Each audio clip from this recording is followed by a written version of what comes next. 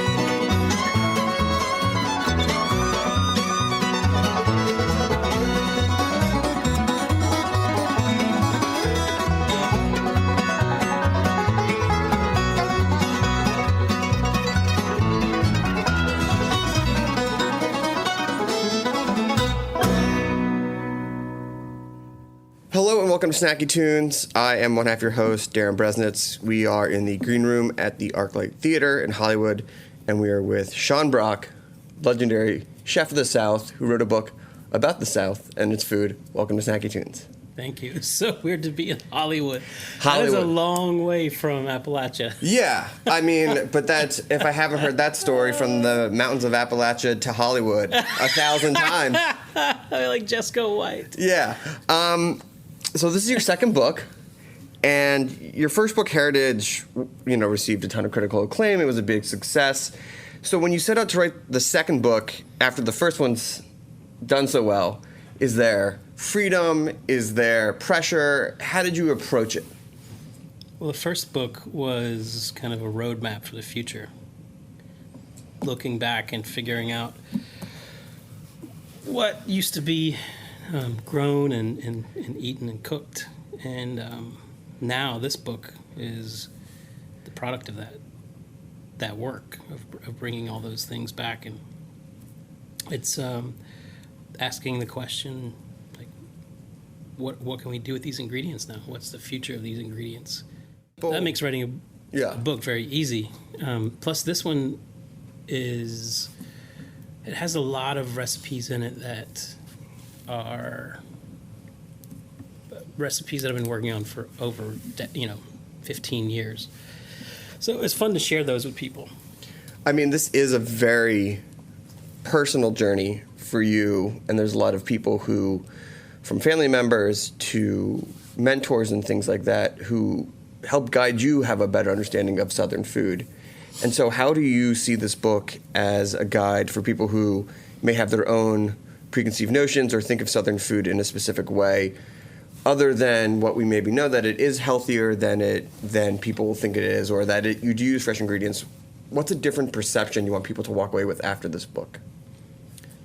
I hope it's the same perception that it's given me, and that's that I feel like now, more than ever, I know nothing about Southern food. I absolutely know nothing. Because now I'm starting to realize the scale of it. And I'm starting to realize how many traditions haven't even been born yet. Because we're barely 250 years old as a country. Right. This is a very young country, and we have so much more to discover. You talk about the cuisine and that discovery, and one of the things is that it's a common thread between people. And you talk about these three factors of the people and the food and the culture experiences and the history that brings it together.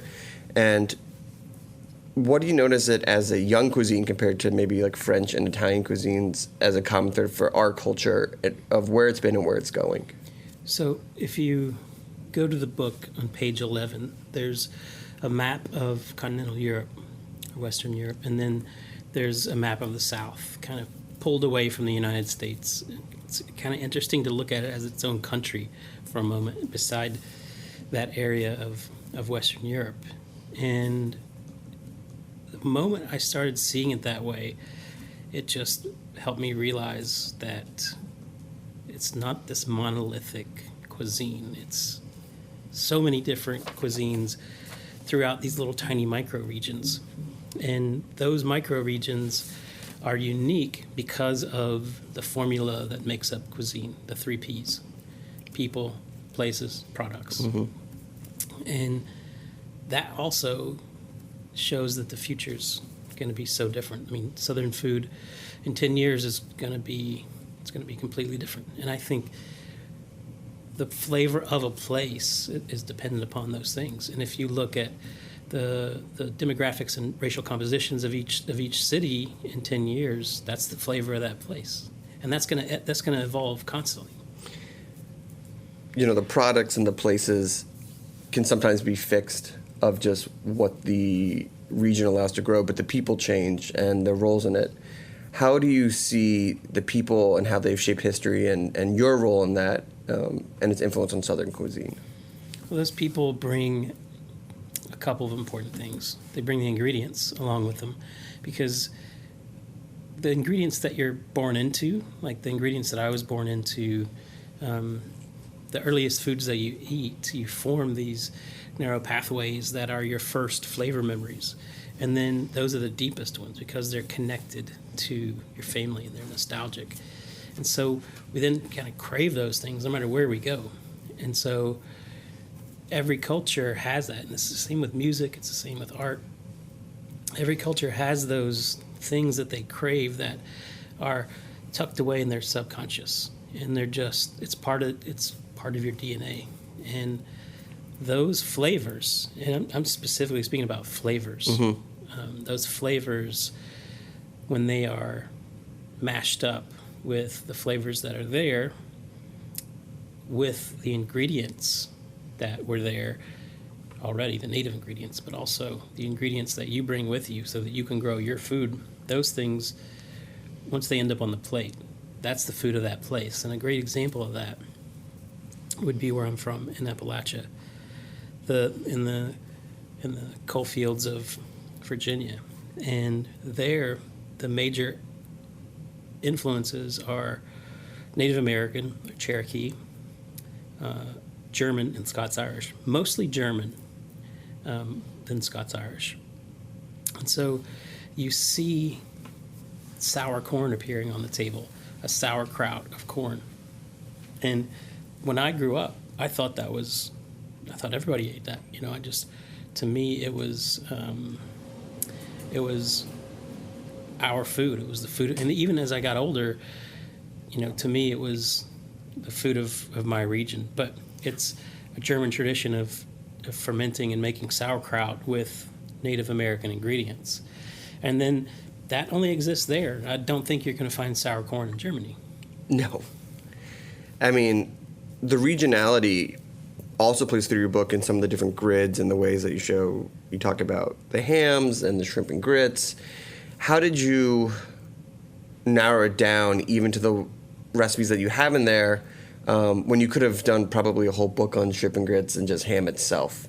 What was the important recipes that you felt that you had to share that really stood in for maybe the recipes that couldn't quite make it in?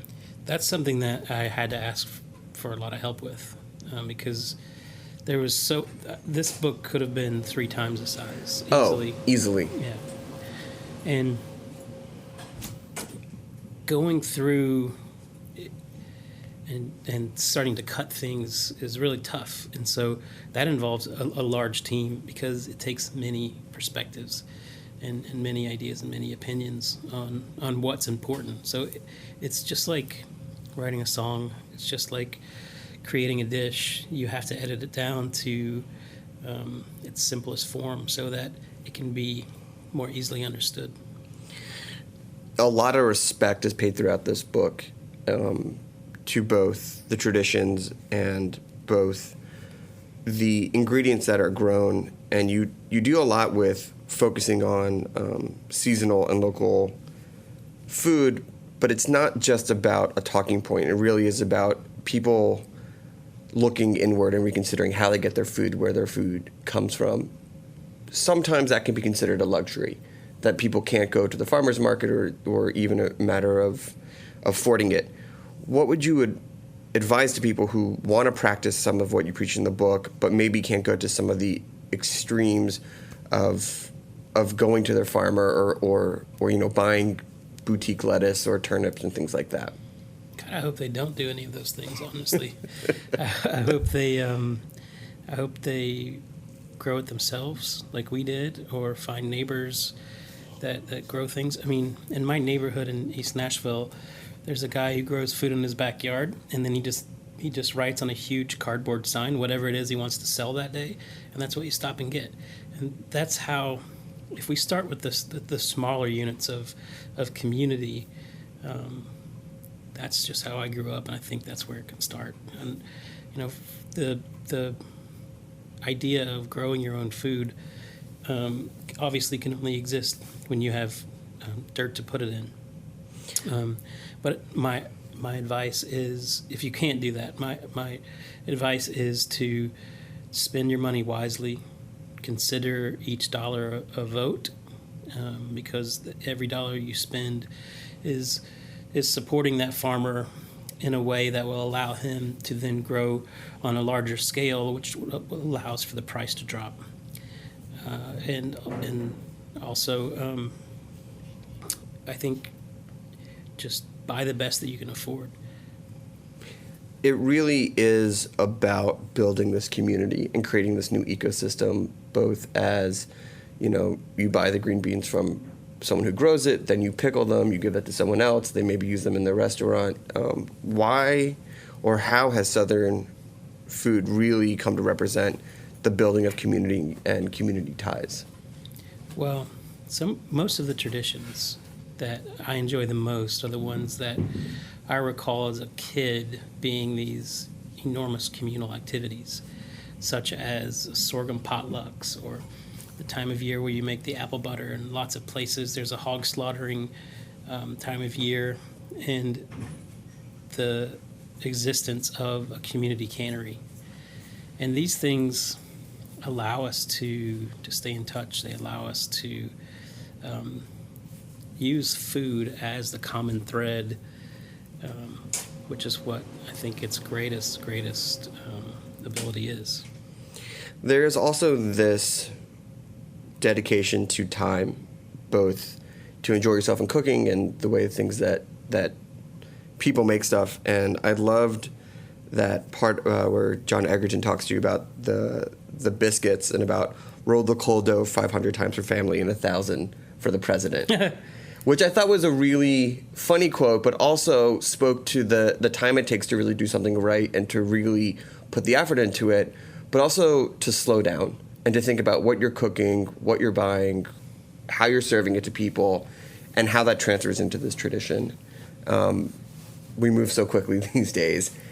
How would you recommend people carving out the time to make this food or to approach this type of cuisine? Well, I want to talk about the importance of that, and the importance of how food can be the tool that allows us to ponder and consider and to think about the cultures that provided it and the history of wherever your place is. When I eat Hoppin' John, I'm thinking about how screwed up slavery was, and that makes me feel really terrible, and that's good. That's a good thing that I'm feeling that guilt, because that's what we should be thinking about, and we should be talking about these things, and food allows that. And so no matter where you're eating, if you're at Taco Bell, have just this moment to think about what that culture is like. Amazing. Well, we're going to take a quick musical break, song from the archives, and then we're going to come back here on Snacky Tunes on heritageradionetwork.org.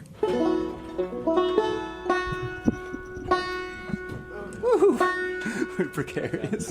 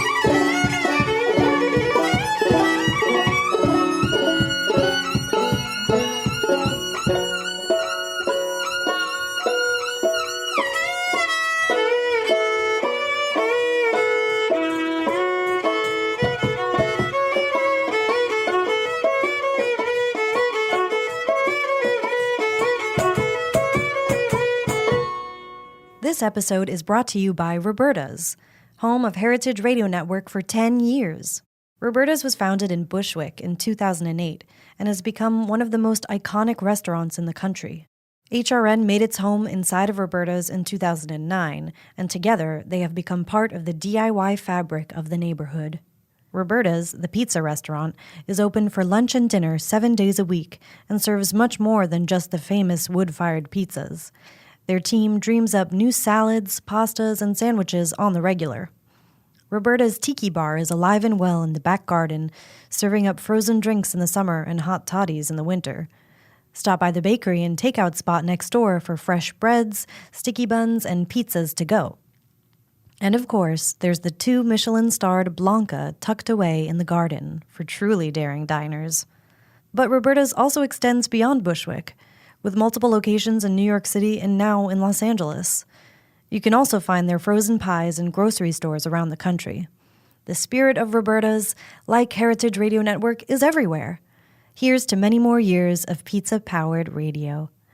Learn more about Roberta's at robertaspizza.com.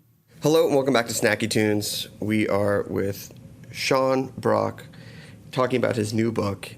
And the book talks so much about traditional techniques and history and about finding the right one that's for you. I'm thinking about how many different ways you talk about cooking over fire in this book, and how you sort of say there is no wrong way or right way. Here's how I would do it, but you got to be comfortable with your own mode of fire cooking and what makes the most sense for if you have a giant backyard or you have a small Weber. It doesn't matter as long as you make the effort.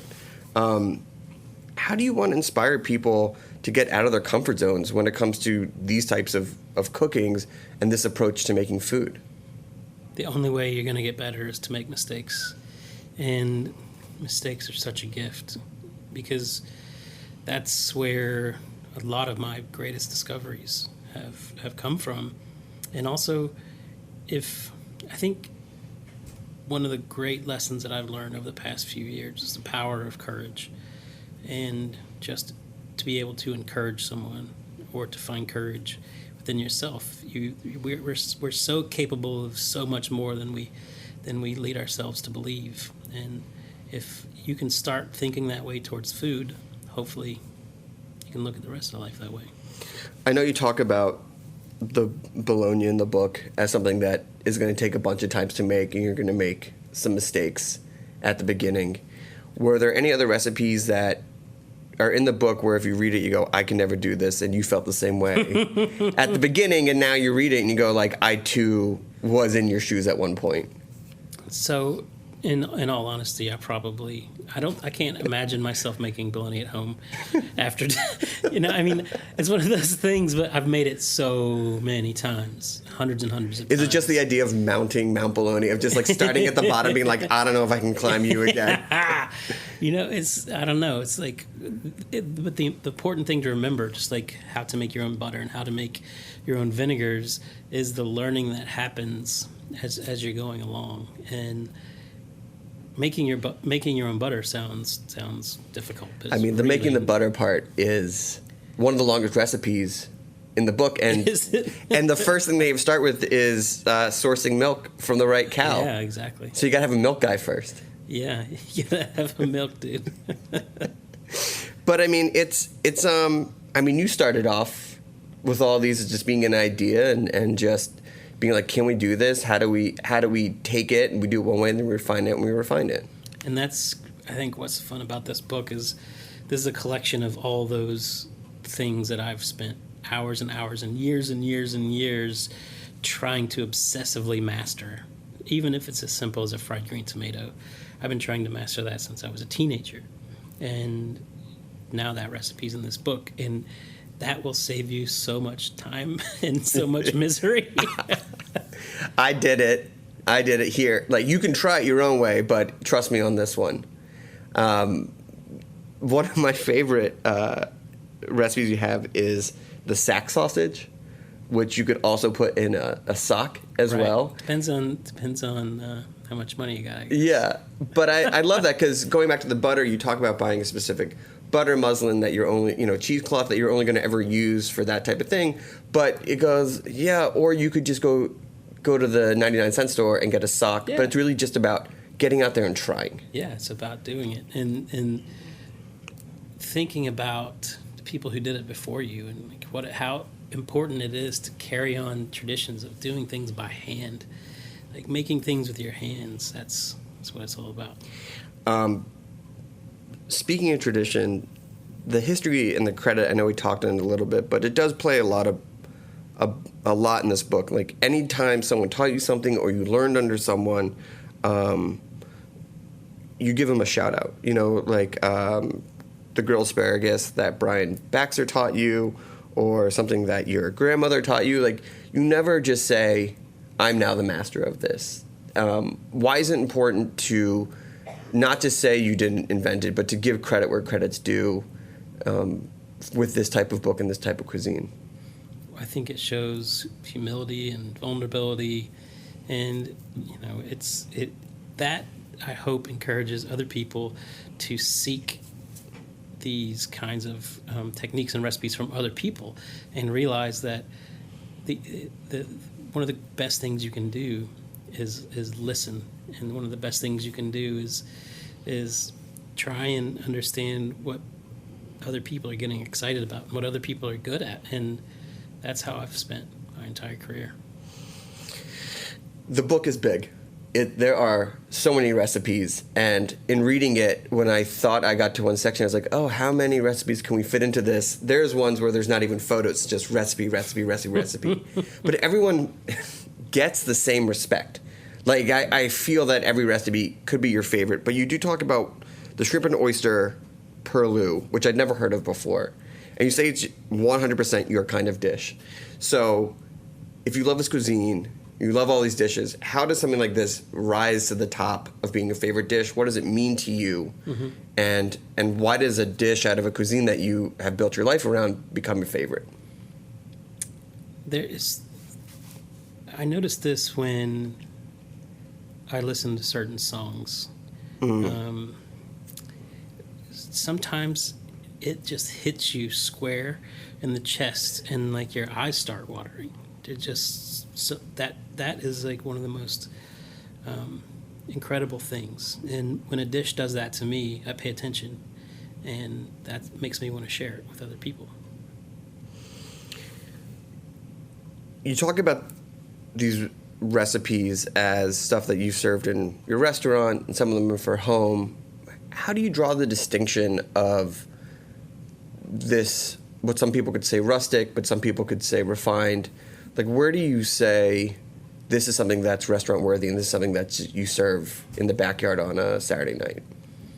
Well, I've always had one modern restaurant and one simpler, more casual restaurant.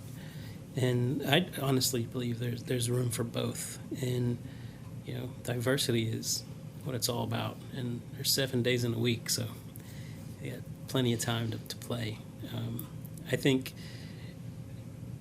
understanding what you are capable of doing is really, really important. Understanding, because if you try to take on too much and if you try to do too much and you fail, then you're going to get really upset and not have a good time and probably not try any more recipes. Do people get frustrated with these recipes sometimes and ever reach out to you for encouragement? Oh, all the time. The hot sauce recipe in the first book, I get 3 or 4 messages a week when people see the mold forming, but that's the secret to the flavor. Is it the mold? Mm-hmm. There are so many great stories in this book, and I love the one with you and David Chang and Alan Benton being out in nature and then cooking and things like that. That's the type of story where you go, I'm giving up my job, I'm getting into cooking. I'm just going to go out and forage and try and get a couple buddies just to have these types of moments. What other stories came out from this book and putting it together? What are the stories that stand out for you in this journey to writing this book? Gosh, that was a really good one. That was a really good one. That was a really, really, really good one. There's so many that I didn't get to write about. There's so many that I look forward to writing about in the future. Like, for instance, the swordfish with green gumbo. I was having trouble plating that dish, and just so happened Bill Murray was at the restaurant while I was shooting the dish, and he came over and was like, "What are you doing?" I'm like, "I'm having trouble plating this dish. Just can't make it look right." He was like, "Well, what are you trying to do?" I'm like, "I don't know. I just want it to look cool." And he goes, "Let me see that thing." And he starts plating it, and he sits back. He plated the dish, and he laughs, and he goes, "See, it's done." Made me laugh. And I'll never forget that, because he's like, I know something special when I get like a little chuckle out of it. He's like, when I look at art, it makes me laugh. He's like, that's my favorite. That's amazing. You're carrying on a lot of tradition in this book and in the restaurants and the food you serve. Do you feel a certain weight on your shoulders? Do you feel a responsibility to be this collective information? And I know that you've physically done it with the preservation of seeds and growing plants and things like that, but now you're passing on knowledge. And how much responsibility weighs on you to get that right, or to get as much information out as you possible? Because you mentioned that you had to edit some stuff out. Do you lose sleep over the stories that you couldn't tell, or be like, I need enough time to write another book and a third book and so on? Being in recovery and having a child has helped me realize what's worth worrying about. And at this moment in my life, I don't want any pressure on my shoulders. I'm glad I got to have a big chunk of my life where I was able to dedicate all of my energy towards these things. But now my favorite thing is to encourage the next generation and to watch these things happen naturally. It's just been absolutely incredible.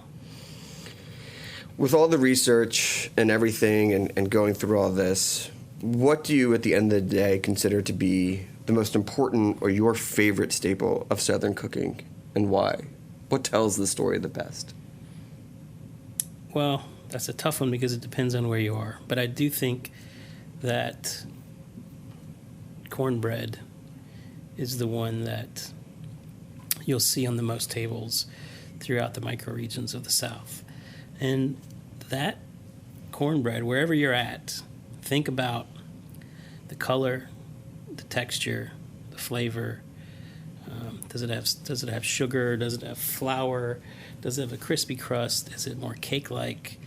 And those questions and that kind of curiosity will lead you down a path where you start to wonder about the cultural influences of that place and why that cornbread is that way. There's 5 different recipes in the book, and that's something that hit me when I started opening Husk in various cities. And those different skillets of cornbread in each place had to appeal to the nostalgia of the people who were from there. Wow. So not one cornbread for all of Husk, but a cornbread specific to the region. Yeah. I know at the beginning you talked about how we've barely scratched the surface. There's so much more to learn. But in writing this book, what is the one thing that you learned that surprised you the most or shifted your perception about what you thought about Southern food? Well, I would say that for me, the thing that I learned the most is I love thinking that I know something and then realizing that I know nothing. Because I've spent a big chunk of my life studying Southern food. And when I finished this book, I realized that there are so many more books that need to be written, and that's really exciting for me. Just to know that for the rest of my life, I can concentrate on this one region and just explore with curiosity and see what the possibilities are and what the discoveries can be of each place. I think the biggest takeaway for this book was how excited I am for the future and seeing what Southern food's going to be like in a decade from now. And that makes me really happy. Amazing. Well, congratulations, Chef. Thank you. The book is South. Where can people get it? Where can people follow your adventures? ChefSeanBrock.com. Beautiful. Well, we have another song from the archives and then a live performance here on Snacky Tunes on heritageradionetwork.org.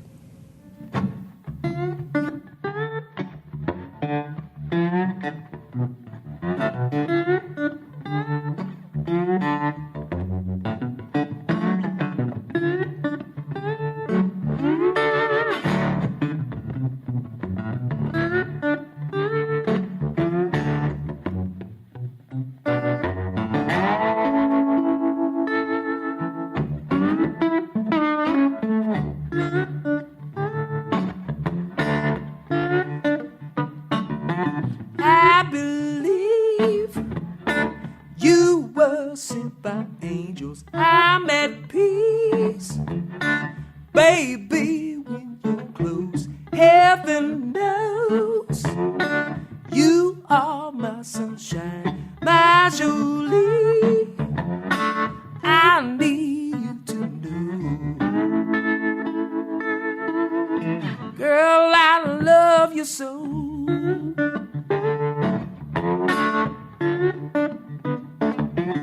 Oh, my words can't describe my Jolie, how I feel about you feebly. I'll try to show you, Jolie, it just overflows.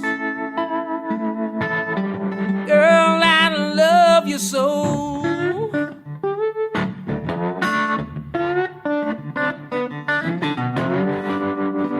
They say love ain't easy.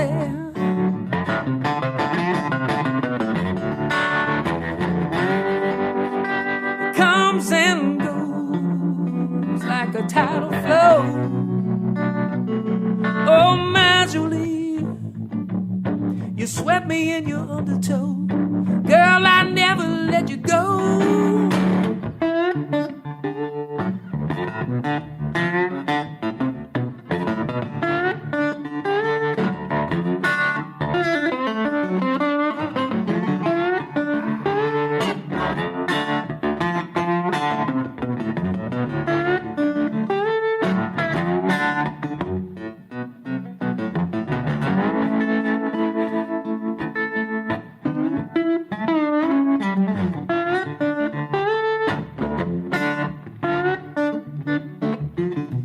If you please, hold on to my heart, don't let it go.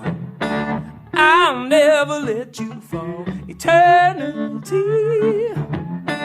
is how long I love you. Don't you know I would never leave you. Girl, I love you so.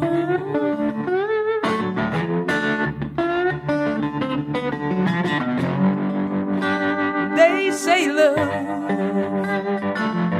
ain't easy. It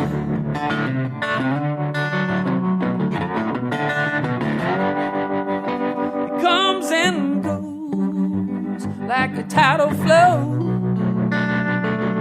Oh, my Jolie, you swept me in your undertow. Girl, I never let you go.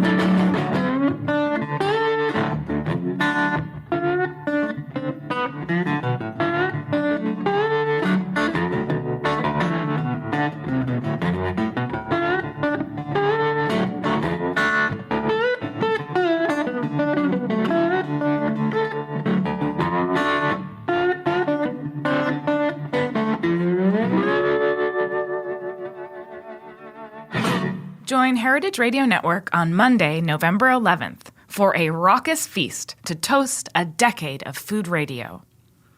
Our 10th anniversary Bacchanal is a rare gathering of your favorite chefs, mixologists, storytellers, thought leaders, and culinary masterminds. We'll salute the inductees of the newly minted HRN Hall of Fame, who embody our mission to further equity, sustainability, and deliciousness. Join us to explore the beautiful Palm House and Yellow Magnolia Cafe at the Brooklyn Botanic Garden, where you'll taste and imbibe to your heart's content, and bid on once-in-a-lifetime experiences and tasty gifts for any budget at our silent auction. Join the party. Tickets are available now at heritageradionetwork.org/gala. All right. Michael and crew, welcome to Snacky Tunes. Hey there. You want to go around the room and introduce yourselves? Sure, absolutely. Here we got on the mandolin we got Dominic Leslie and Jen Larson. She's gonna be singing here with me, and on the bass Larry Cook. Welcome from across the room. I mean, across the trailer. Glad to be here. I'm so excited you're here because the record you just put out is such an amazing concept that, like, I think people kind of like dream about that an artist would do, but you actually did it. For those of you who don't know, it's called Orchids and Violence on Nonesuch, which is equally just like one of the best labels that's ever existed in the history of labels. I agree. Yeah. Just if you are into like music that is just good across all type of genres, just go listen to everything they've ever done. They've got a pretty amazing output over the last 50 years or so. It's pretty incredible. But what you've done, and just for the people who are not prepared for this episode, you took pretty much the same song and did it twice.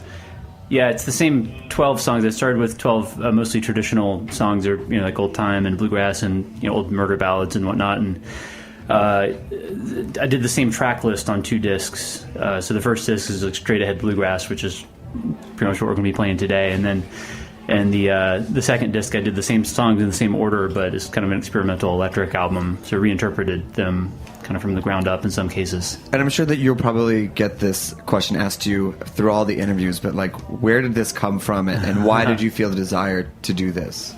Well, I came out of bluegrass music. That's something I grew up with. So my parents played fiddle and banjo, so it was in the household growing up, and so it's always just been a part of who I am as personally and musically, and something I've really gravitated back to, especially in the last 10 years of my life or so. I just really ended up doing primarily bluegrass music, but along the way, it definitely gotten way into other forms of music, experimental music, jazz, noise rock, all these, different influences are also part of me. And so when I wanted to record an album and was trying to figure out what sort of album I wanted to do, and I knew I wanted to do something that really kind of hung together as a piece. I didn't want to just kind of record a collection of tunes and kind of have it be a bunch of singles. So and I didn't want to do sort of a mishmash of too many influences. I wanted it to be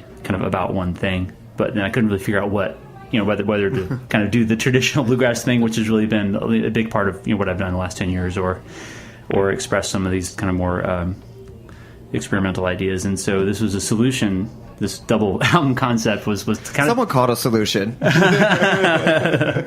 Someone called like masochistic. Yeah, it was an opportunity to take these old songs, which many of which have been around for hundreds of years. Who knows how long? Some of these old murder ballads are really hundreds of years old, and have had a lot of life. Even before bluegrass music was a thing, and so they just they get performed in the style of whoever's performing them. Whether it's 1750 or 1900 or 1950 or now, and everyone just kind of brings their own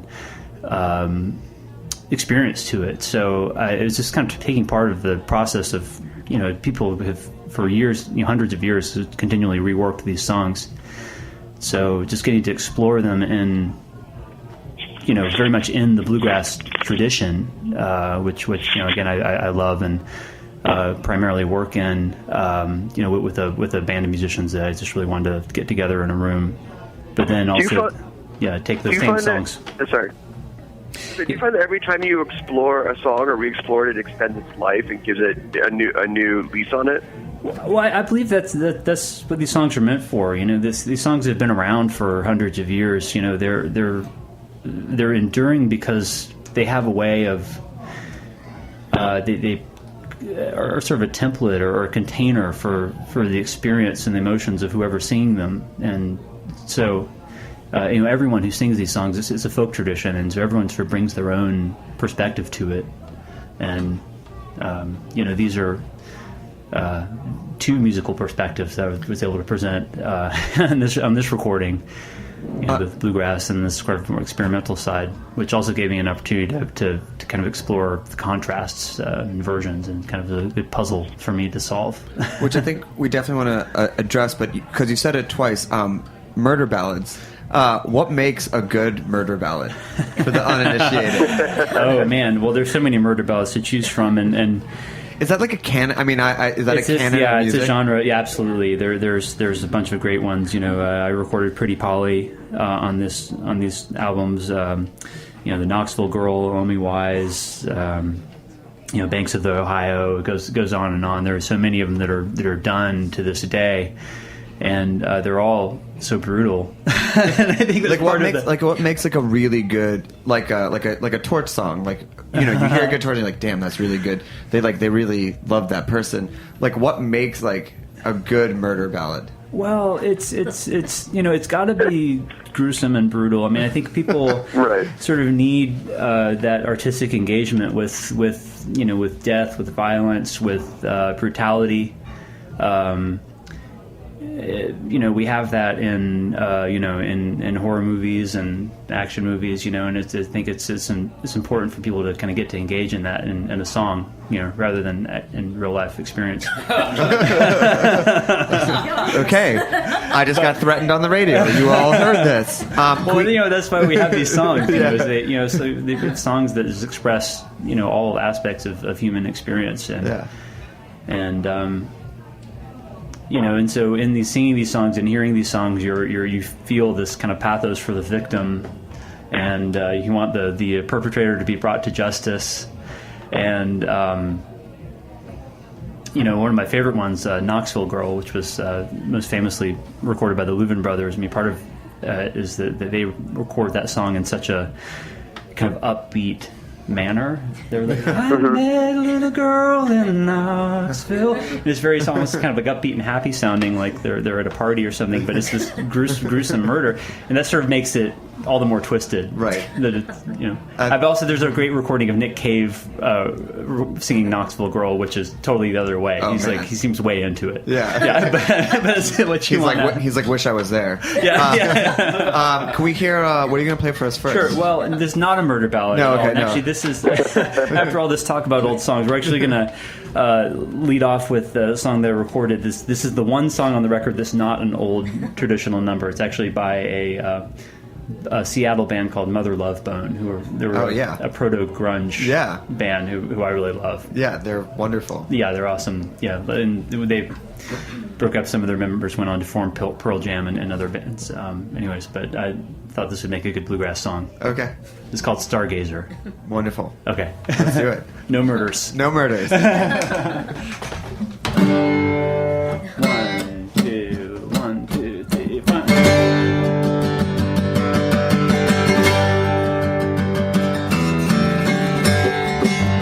Crazy, crazy, I'm the boy who defies all. Gets me higher than anyone. Open arms, yeah. Woman, out of mind. Simply out the door. Yeah. Gets me higher than anyone. How I miss her so. Yeah.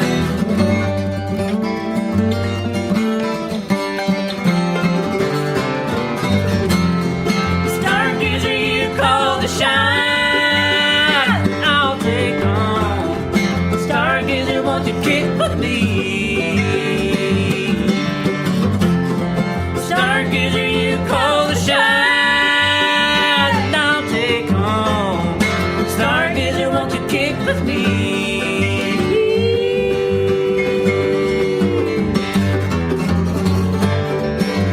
Dance, dance.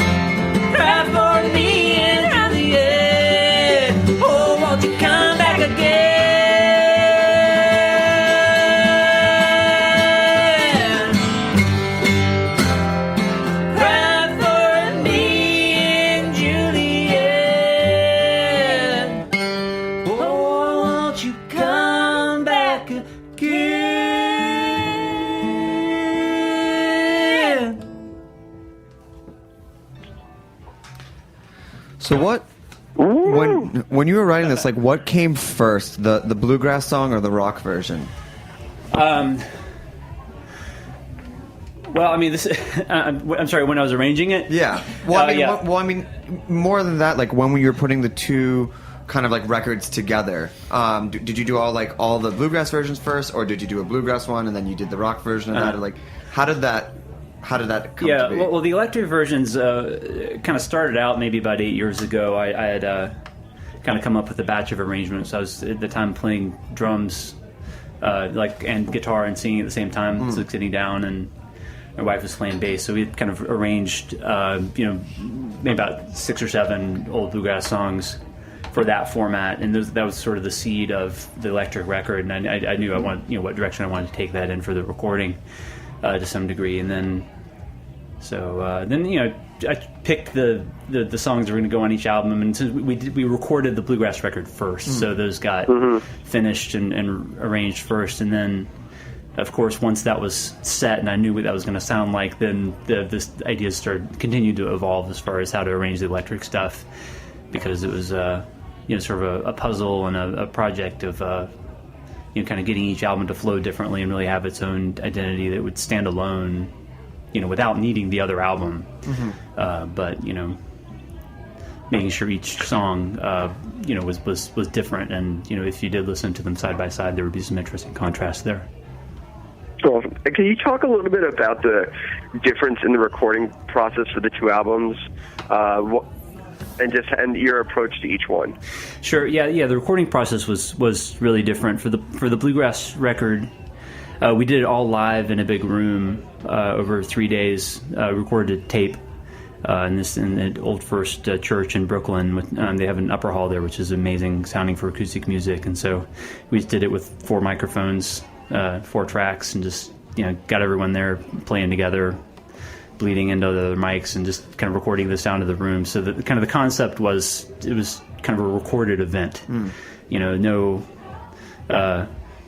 didn't really do any overdubs or edits, or we did just a few edits, but it was basically a live event. And then for those who can't see in the room here, they're all just standing around one mic. This, I feel like we just went back to how radio used to happen with you guys. It's pretty amazing. Yeah, a lot of bluegrass bands will perform, the whole band will perform around a single condenser mic. Yeah, I feel blessed. It's cool. Yeah, it's we prefer it. Yeah.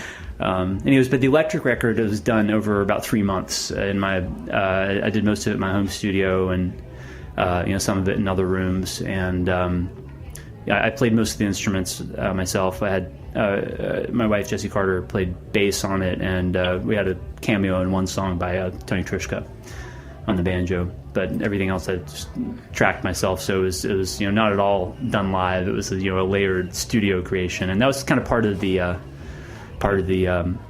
concept there, and kind of creating the contrast is to have the recording process as being very different. 3 days versus 3 months, That's, a bit of a difference.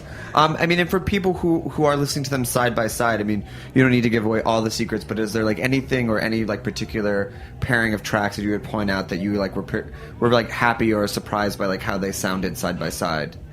Well, maybe it's a good time to bring up the vinyl release. It just came out last week. The double CD, which came out at the end of February, is called Orchids and Violence, and then we just released a vinyl edition called Violence and Orchids. And the difference is that it's just the vinyl edition is just one disc, and it takes 5 songs, 5 each from the bluegrass and the electric discs, and then kind of interleaves them. So you get the bluegrass version of June Apple, the electric version of June Apple, and there's a whole sequence that's kind of designed to sort of highlight the contrast between the tracks. So I would encourage you to check that out and decide for yourself. and which one is which? Which is the bluegrass and which is the electric?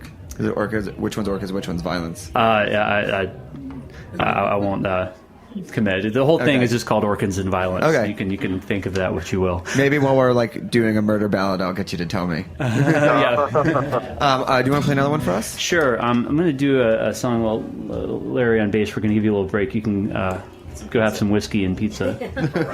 But Jen Larson and I are going to sing this as a duet, and with Dominic on the mandolin. Recorded this one on the record. I did as a duet with Sarah Jarosz. and it's written by Whit Kana, who's he and his wife Barbara down in Atlanta are my musical godparents. So I'm sending this out to Whit and Barbara. Whit's song called Dark Angel. It's not a murder ballad, but there is death. We're getting there. Involved. We're getting there. We're getting close. Yeah, we got 3 songs today, so it's called Dark Angel.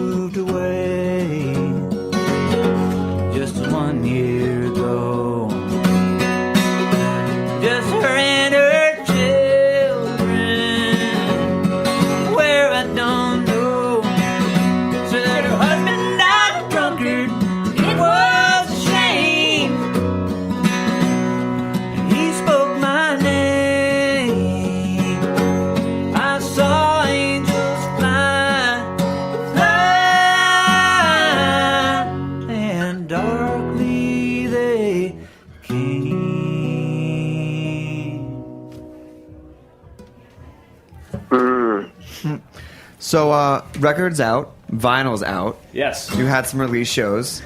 Yes. What comes this summer?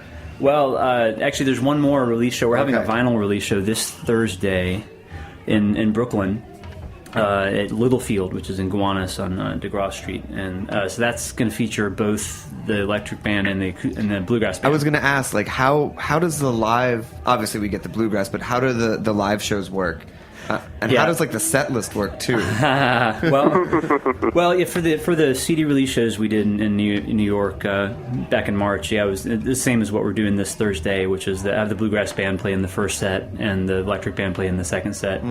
For this, since this is the vinyl release show, each band is going to start out playing the 5 songs that are on the vinyl release. Oh wow! So at the beginning of each set, you'll get to hear the contrasting versions of those songs. That's incredible. And I mean, you're obviously doing double duty, but is anybody else wearing 2 hats or just 2 basses? Well, on this Thursday, on playing banjo with me is Tony Trischka, who's legendary banjo player. It's really lucky to have him, and Tony is the only musician other than myself who played on both discs. He played on one song on each disc, and so we're gonna do that song, Darling Corey, which actually we're gonna close with today. But you'll hear Tony playing on the bluegrass and on the electric versions. But other than that, the band is different.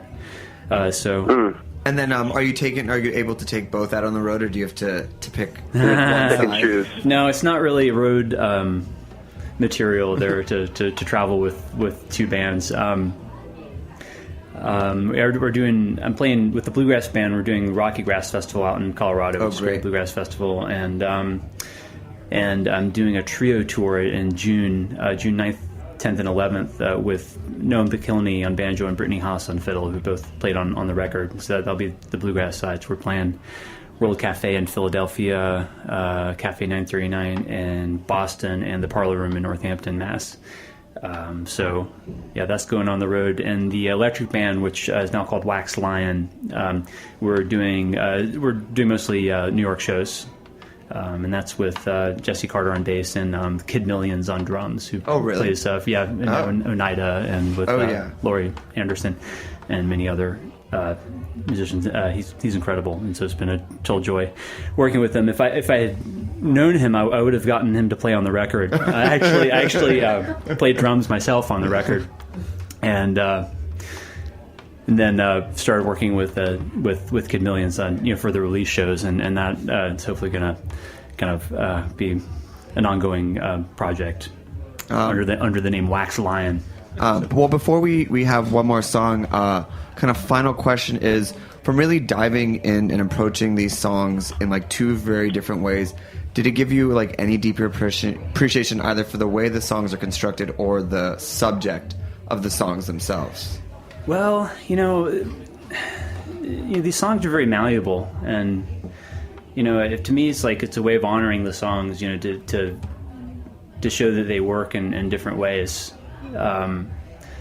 Some bluegrass purists might be offended that I'm adding, fuzz pedals and a bunch of weird stuff on the second record, but I would argue that it's actually, it's out of deep respect of the songs and of the tradition of these songs, to do them two ways. And so, some of them are about something specific, like a murder or whatever, but a lot of these old songs are not really necessarily about anything in particular, or they don't need to be. And so I think they're made, what I think it shows me is that they're made to just kind of, for each performer to kind of put their own, experience into it.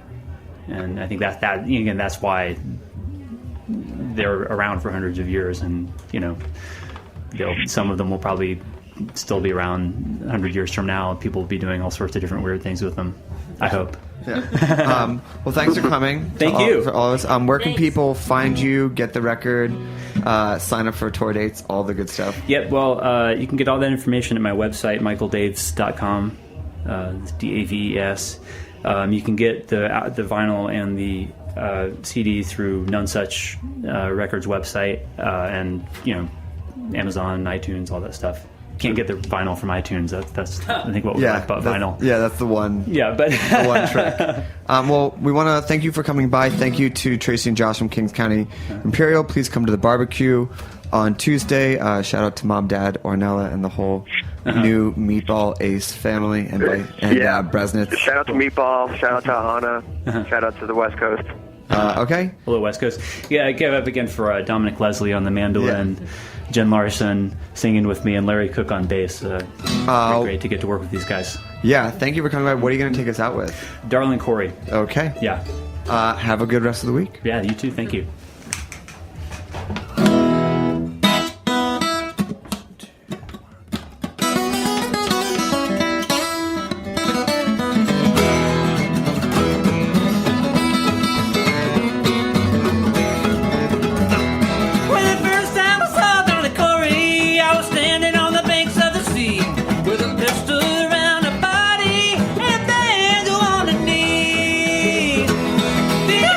Dig a hole in the meadow.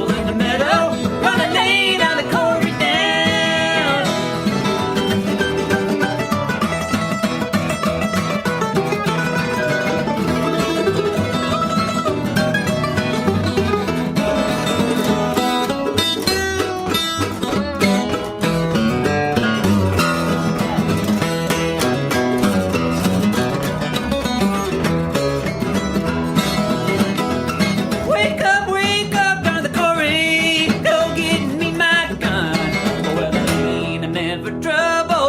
But it's now before I run. Dig a hole in the meadow. Dig a hole in the cold, cold ground. Dig a hole in the meadow. On the lane, on the Corey down.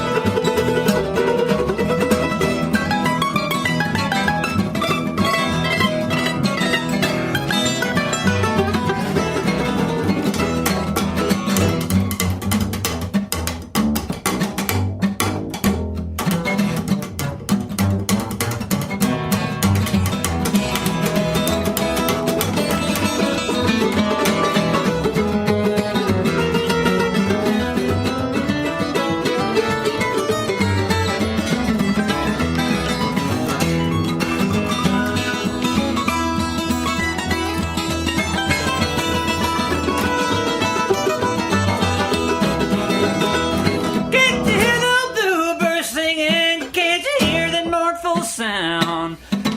Now chorus feet are all lost and lost and grief and around. Dig a hole in the meadow. Dig a hole in the cold, cold ground. Dig a hole in the meadow. Gonna lay it on the Corey down. Dig a hole in the meadow. Dig a hole in the cold, cold ground. Dig a hole in the meadow. Gonna lay it on the Corey down. We talk about food, we talk about music with musical dudes. Finger on the pulse, snacky tunes. This program is powered by Simplecast. Thanks for listening to Heritage Radio Network, food radio supported by you. For our freshest content and to hear about exclusive events, subscribe to our newsletter. Enter your email at the bottom of our website, heritageradionetwork.org. Connect with us on Facebook, Instagram, and Twitter at heritage_radio. Heritage Radio Network is a nonprofit organization driving conversations to make the world a better, fairer, more delicious place. And we couldn't do it without support from listeners like you. Want to be a part of the food world's most innovative community? Rate the shows you like, tell your friends, and please join our community by becoming a member. Just click on the beating heart at the top right of our homepage. Thanks for listening.